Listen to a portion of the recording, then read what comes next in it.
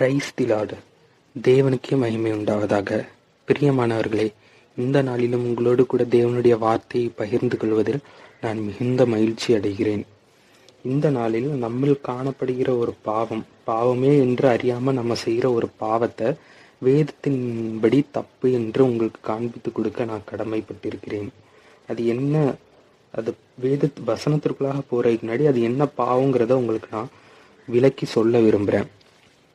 இந்த நாட்களிலும் நம்ம வாழ்க்கையில புதுசா ஒரு காரியத்தை செய்ய போயிடும் அப்படின்னா, ஒரு தொழிலின் காரியமா இருக்கலாம், அல்லது படிப்பின் காரியமா இருக்கலாம், அல்லது திருமண காரியங்களா கூட இருக்கலாம். புதுசா நம்ம அதுக்குள்ள என்டர் ஆக போறோம் அப்படின்னா, நம்ம இந்த நாட்கள்ல செய்யற ஒரு முக்கியமான விஷயம் என்னன்னா, ஒரு தீர்க்க தரிசனம் வரம் பெற்ற ஒரு ஊழியரை தேடி போய் அவர்கிட்ட எனக்காக ஜெபம் பண்ணுங்க, கர்த்தர் எனக்கு என்ன சொல்றாருங்கிறத கேட்டு சொல்லுங்க அப்படின்னு நம்ம கேட்டுக்கிட்டு இருக்கிறோம். இது வேதத்தின்படி ஒரு தவறான முறை. இதன் நிமித்தம் கர்த்தர் விசனப்படுகிறார், கர்த்தர் துக்கப்படுகிறார். நமக்கு ஒருவேளை தீர்க்க தரிசனம் அறிவிக்கப்படணும் அப்படின்னு கர்த்தர் விரும்பினால் நம்ம எந்த ஊழியக்காரங்களையும் தேடி போக வேண்டிய அவசியம் இல்லை. கர்த்தரே நம்மிடம் ஊழியரை அனுப்பி தீர்க்க தரிசனத்தை உரைக்க வல்லவராய் இருக்கிறார். யார் இப்படி போய் ஒரு நபர்கிட்ட போய் எனக்காக கடவுள்கிட்ட கேட்டு கடவுள் எனக்கு என்ன சொல்றாருங்கிறத சொல்லுங்க அப்படின்னு கேட்பா அப்படின்னு நீங்க கேட்டீங்கன்னா, இந்து மார்க்கத்துல சில சம்பிரதாயங்கள் உண்டு. அதுல இந்த வழக்கம் உண்டு, குறி சொல்லுதல்னு சொல்லுவாங்க. அவங்க ஹிந்துஸ் ஒருவேளை ஒரு புது காரியத்துக்குள்ள இறங்குறாங்க, ஒரு புதுசா பிசினஸ் ஸ்டார்ட் பண்றாங்கன்னா அவங்க ஜாதகம் பார்ப்பாங்க, குறி கேட்பாங்க. போய்கிட்டு அவங்களுடைய கையின் ரேகைகளை காமித்து எனக்கு குறி சொல்லுங்கன்னு கேட்பாங்க. இதுக்கு ஈக்குவலா இன்னைக்கு கிறிஸ்தவத்துல அநேகர் நம்ம போய் இது பாவனே தெரியாம, இது அப்படிப்பட்ட ஒரு ஸ்பிரிட், அப்படிப்பட்ட ஒரு ஆவின்னு தெரியாம நம்ம அநேக ஊழியர்கள் கிட்ட போய் கேட்கிறோம். இதனால நம்மளும் இடறி போறோம், அந்த தீர்க்க தரிசன வரம் பெற்ற ஊழியர்களையும் இடற பண்ணுறோம். ஏன்னா சில நேரங்கள்ல நம்ம போய் எனக்காக ஆண்டவர் என்ன சொல்றாருன்னு கேட்டு சொல்லுங்கன்னு நம்ம கேட்கும்போது அந்த ஊழியர் ஒரு நிர்பந்தத்துக்குள்ள தள்ளப்படுறாரு. ஐயோ, நம்மளை தேடி வந்துட்டாங்க, நம்ம ஆண்டவர்கிட்ட கேட்டு சொல்லாட்டி நம்ம ஒரு வல்லமை பெற்ற ஊழியர் நம்ப மாட்டாங்கிற நிர்பந்தத்தினாலேயே சில ஊழியர்கள் தவறான தீர்க்க தரிசனங்களையும் சொல்லி தவறாக வழி நடத்திடுறாங்க. வேதத்துல இருந்து 2 சம்பவங்களை உங்களுக்கு காண்பித்து கொடுத்து இது தவறுங்கிற சத்தியத்தை உங்களுக்கு நான் உணர்த்த விரும்புகிறேன். முதலாவதாக 2 ராஜாக்களின் புஸ்தகம் 20வது அதிகாரம் 1வது வசனத்தை வாசிக்கிறேன், கேளுங்க.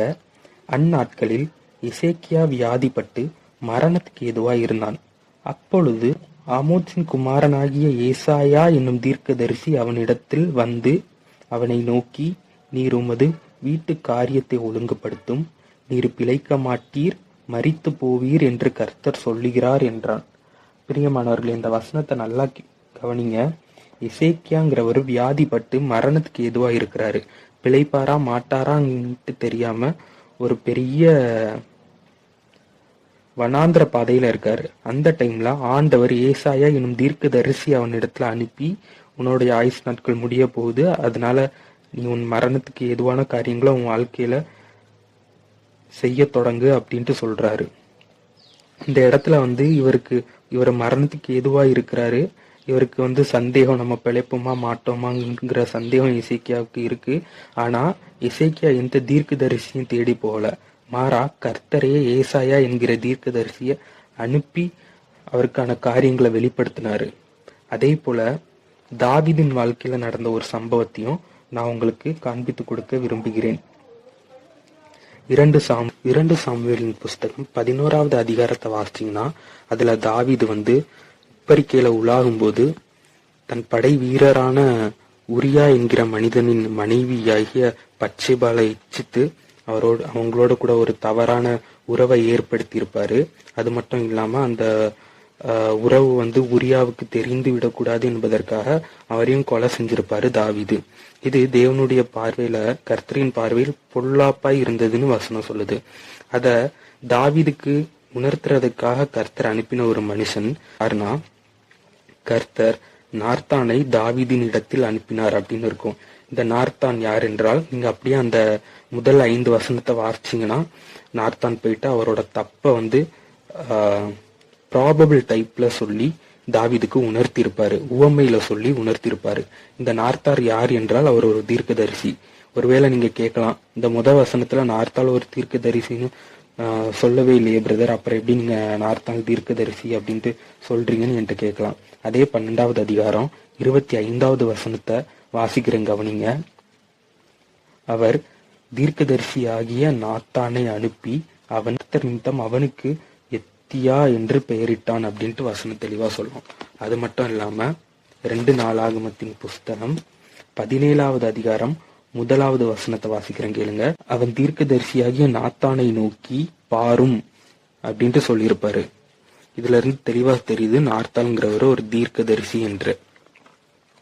இதே போலதான் இதுல இருந்து நம்ம விளங்கி கொள்ள வேண்டிய சத்தியம் என்னன்னா, ஒருவேளை கர்த்தர் நமக்கு ஒரு தீர்க்க தரிசனத்தை அறிவிக்க விரும்பினால் நம்ம எந்த ஒரு ஊழியக்காரரையோ தேடி போயிட்டு எனக்கு கர்த்தர் என்ன சொல்றாருன்னு சொல்லுங்க அப்படின்ட்டு நம்ம கேட்க வேண்டிய அவசியம் இல்லை. அதுக்கு பதிலா நம்மளோட ரூம்ல கதவை பூட்டிட்டு நம்மளோட பர்சனல் டைம்ல ஆண்டவரோட ஒரு ரிலேஷன்ஷிப் வச்சோம்னா, ஆண்டவர்கிட்ட ஜபத்துல கேட்டோம்னா, ஆண்டவர்கிட்ட நீங்க எனக்கு பேசுங்க, உங்க ஊழியக்காரரை கொண்டு நீங்க என்கிட்ட பேசுங்கன்னு நீங்க கேட்டீங்கன்னா, கர்த்தர் ஒரு ஊழியக்காரரை உங்க இடத்துக்கு அனுப்பியே தீர்க்க தரிசனத்தை அறிவிக்கிறதுக்கு வல்லவரா இருக்காரு. நீங்க எந்த ஊழியக்காரரையும் தேடி போக வேண்டாம். சோ இனிமேல் நம்ம எந்த காரியத்தை செய்கிறதா இருந்தாலும் நீங்க ஜெபிச்சு தொடங்குங்க, அதுல எந்த தப்பும் இல்லை. ஆனா நீங்க உங்க பர்சனல் டைம்ல உங்களோட பர்சனல் பிளேஸ்ல உட்காந்து நீங்க பர்சனலா ஆண்டவர்கிட்ட கேளுங்க. ஆண்டவர் உங்களுக்கு கண்டிப்பா நீங்க அந்த காரியங்களை செய்யணுமா வேண்டாமாங்கிறத வெளிப்படுத்த வல்லவராய் இருக்கிறார். இதை குறித்து நானே கூட என்னுடைய ஒரு பர்சனல் சாட்சியை உங்களோடு கூட பகிர்ந்து கொள்ள விரும்புகிறேன். சில நாட்களுக்கு முன்பதாக எனக்குள்ள ஒரு காரியம் இருந்தது. என்னுடைய வாழ்க்கையில அன்றாட வாழ்க்கையில இருக்கிற ஒரு டெய்லி ரொட்டீனா ஒரு பழக்கமா ஒரு காரியம் இருந்தது. அந்த காரியம் சரியா தவறாங்கிற குழப்பம் எனக்குள்ள இருந்துச்சு. சிலர் அதை தவறுனாங்க, சிலர் அதை சரின்னு சொன்னாங்க. நான் தேவ சமூகத்துல இருந்து ஜெபிச்சப்போ ஆண்டவர் எனக்கு அழகா பேசினாரு. ஒரு நாள் நான் ஆண்டவர்கிட்ட கேட்டுட்டு அந்த காரியத்தை தேவனிடத்துல ஒப்பு கொடுத்துட்டு நான் கடந்து போயிட்டேன். 2 நாட்களுக்கு பின்னாடி நான் என்னுடைய சபையில ஒரு நாள் ஜெபிக்கிறதுக்காக என்னை அழைத்திருந்தாங்க. என்னுடைய பாஸ்டர் மீட்டிங்ஸ்க்கு அழைச்சிருந்தாங்க. நான் அங்க சென்றிருந்த பொழுது அப்போ ஒரு ஊழியக்காரரை கூப்பிட்டு என்னுடைய பாஸ்டர் சொன்னாங்க, இந்த தம்பிக்காக ப்ரேயர் பண்ணுங்க அப்படின்னு என்னை இன்ட்ரோ மட்டும் பண்ணி விட்டாங்க. அப்போ அந்த பிரதர் என்கிட்ட எதுவுமே கேட்கல, என்கிட்ட எதுவுமே கேட்காம எனக்காக ஜெபிக்க தொடங்கினாரு. ஜெபிக்க தொடங்கும் போது மிகவும் ஆச்சரியமா என் இருதயத்துல இருந்த காரியத்தை நான் அவர்கிட்ட சொல்லாமலே அவர் அதை ஜெபத்துல சொன்னாரு. இந்த மாதிரி உங்களோட மனசுல ஒரு காரியம் இருக்கு, அதை குறித்த ஒரு அங்கலாய்ப்பு இருக்கு, அது சரியா தவறா என்று கர்த்தர் சொல்றாரு, அது தவறுன்னு சொல்றாரு, அதை நீங்க கைவிடணும்னு கர்த்தர் சொல்றாருன்னு சொன்னாரு. அந்த நாள்ல இருந்து நான் அதை ஆண்டவர் இடத்துல ஒப்பு கொடுத்து அந்த காரியத்தை நான் கைவிட்டேன். இப்படி நீங்க ஆண்டவர்கிட்ட கேட்டு ஜெபிச்சீங்கன்னா ஆண்டவரே ஊழியக்காரரை கொண்டு உங்ககிட்ட பேசுவாங்க. நீங்க போய் ஊழியக்காரர்கிட்ட டைரக்டா போயிட்டு எனக்காக ப்ரேயர் பண்ணி சொல்லுங்கன்ட்டு கேட்க வேண்டிய அவசியம் இல்லை. உங்களுக்கு இந்த காரியம் நான் விளங்கும்னு நம்புறேன், இந்த சத்தியம் விளங்கும்னு நான் கர்த்தருக்குள்ள நம்புறேன். உங்களுடைய ஸ்பிரிச்சுவல் லைஃப்க்கும் உங்களுடைய வேர்ல்டு பிளஸிங்க்கும் இந்த காரியம் யூஸ்ஃபுல்லா இருக்கும்னு நான் கர்த்தருக்குள்ள விசுவாசிக்கிறேன். கர்த்தருக்கு சித்தமானால் வேறொரு வார்த்தையில் சந்திப்போம். ஆமேன்.